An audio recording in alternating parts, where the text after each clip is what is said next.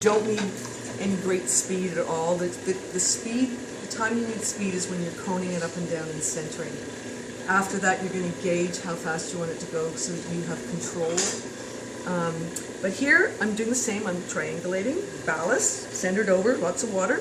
And I'm going to put more pressure on the inside and just guide my fingers on the opposite sides of that wall. And I'm just going to slowly bring it up, and when I get to the rim, just let it slide through. And I'm going to let it slide through a few times because if I took it off too quickly, it would have a memory and it would sort of want to go back. And that's the reason why you're doing this all in a couple of stages, or a few steps.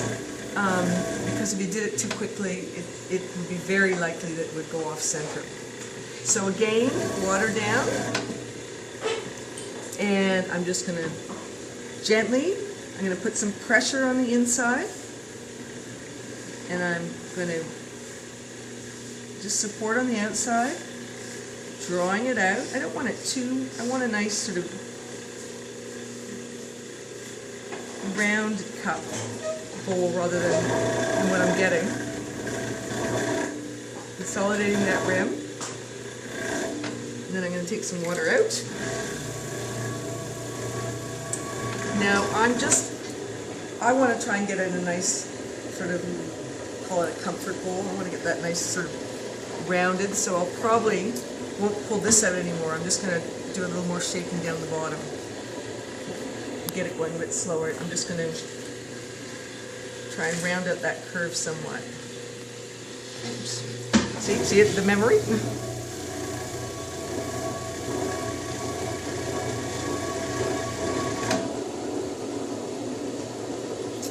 So I think that's about as much as I'm going to get out of it. What you want to do is you'll look at the curve on the inside. That's going to dictate what it's going to look like, because you're going to be following that curve when you're trimming on the outside. So always get all the excess water out. Make sure you've consolidated that rim.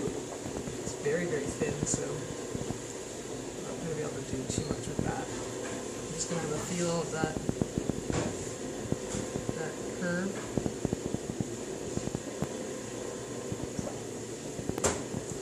Now, when you go to take it off, that's when you need the straight edge.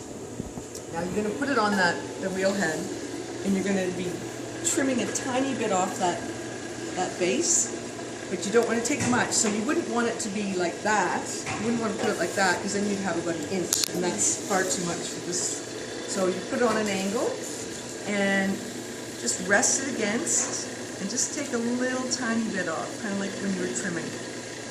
And that's going to help you. It's a little gauge that you're going to have when you flip it over next week and trim it. Now I'm going to rest it flat on the wheel head, so I can just get a little nick. And that nick's going to be a guide for your cutting wire. So when you get your cutting wire, you want it nice, wrap it around your hand. You want it really taut. You want a little bit of pressure. You're pulling a little bit. Then you want to put it flat on your wheel head, and always remember to raise it up and over, because a common thing sometimes if you're not thinking or excited, you can cut through when you're taking it over. So remember to raise it up. And nice and tight, and then flat on the wheel head, and put your thumbs down so that as you pull it, there won't be any chance that you can raise up. Slow the wheel right down, and be prepared to stop it for when it's completely cut and disengaged, and then cut through.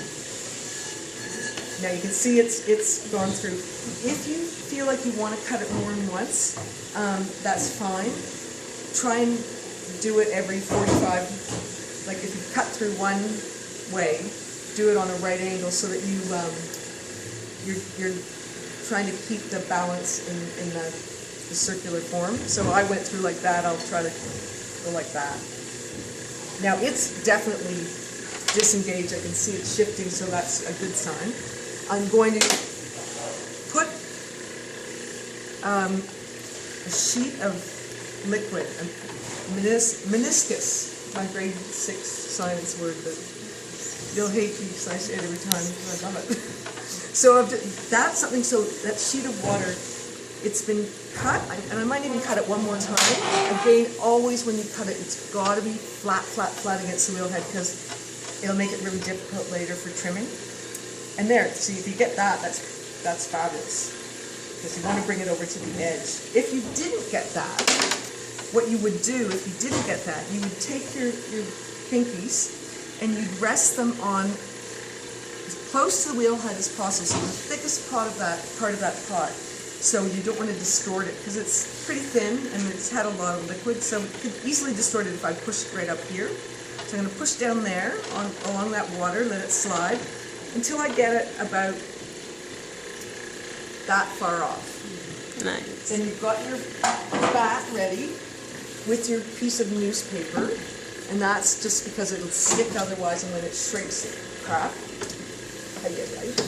And I'm going to, this is where, again, it's when your fingers were really rigid and you were rolling your coils. You want that rigid part. That's some red clay underneath there. So you want it nice and flat. And I'm going to just put my hand there and I'm going to just slide it. Again, only from that really bottom thick part. So I'm going to slide it like that way. I'm going to push it into the flat of my hand, that whole nice flat base, and then I'm going to repeat that movement in the opposite direction to let it go. And that way, it's got a bit of memory. So if it does have a little bit of a little jolt, hopefully the memory of all that compressing is there and it'll right itself. So there, I don't know how I got a little liquid there. Usually you don't want any liquid at all in there. But that, you can see when you look at this compared to that, very similar shapes. I tend to have a body memory, so I do the same, there's a shape I favor. And I'd come back to that next week when it's firm enough, and I'd be able to flip it, like we did that one, and then I would trim following that inside curve. And we'll do a demo next week of that too. I'm going to do one super all the way through demo right now for you guys of coning up. I won't stop and hesitate at all. And then I'm going to get the heck off the wheel and give you guys a chance to get your hands dirty.